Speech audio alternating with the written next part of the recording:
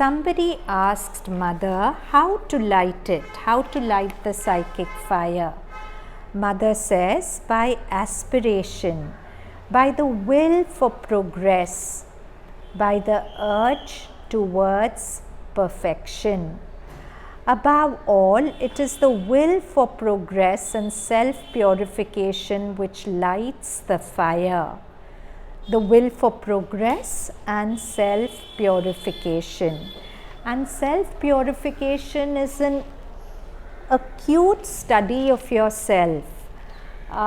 So when things go wrong, if I am unconscious and I haven't purified myself enough, I get caught into the blame game. I start blaming people, I start saying this is not fair, I'm hurt, you shouldn't have done this, etc., etc.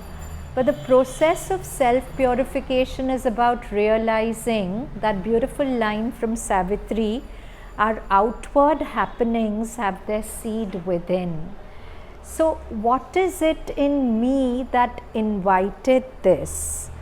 And I can trace it down. If anything goes amiss outside and I put aside the blame game and I sit with myself and I retrace the flow of events, I'll see what it was in me that triggered this thing outside. Have you all noticed that? If you look very carefully, you'll always find there was some unconscious movement in you which invited that behavior from the person you got into a bad interaction with or whatever. If you were in the right consciousness, it wouldn't have happened. We keep coming back to what the mother says, whenever there's a quarrel, both parties involved have to be wrong. So self-purification is about really looking at yourself, not with self-hatred and not with the feeling of, I'm so stupid, I always go wrong. That's not self-purification. It's about having a viveka, discrimination, to really see what is it in me, what was the seed in me that invited that outward happening. So that is part of lighting the psychic fire. Brutal honesty with yourself, but without criticism, without self-judgment, just seeing it. Yeah, this was it in me, but I'm not judging it as good or bad.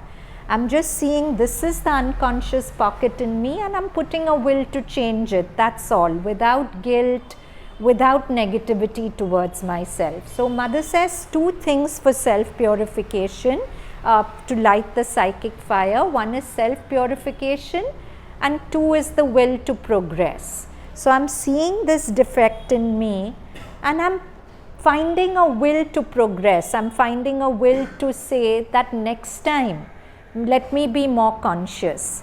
Next time, this thing in me which invited this beating from life, let that thing itself change.